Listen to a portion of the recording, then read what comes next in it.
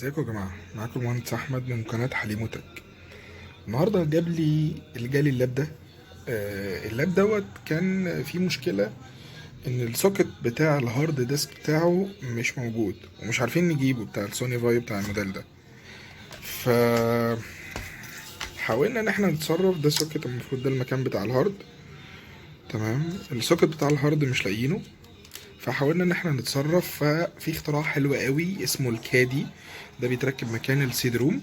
ده بنركب فيه الهارد، والهارد بنقدر نركبه مكان السيد روم بصورة طبيعية جدا.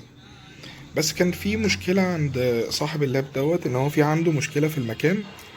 احنا لو فكينا الظهر كده، ده المكان بتاع السيد روم المفروض اللي هيركب فيه الكادي. كان عنده مشكلة ان المكان ده اصلا اتقطم من مكانه. فاحنا لحمناه وركبنا المكان ده ولحمناه، فبالتالي هنقدر نركب الكادي اهو.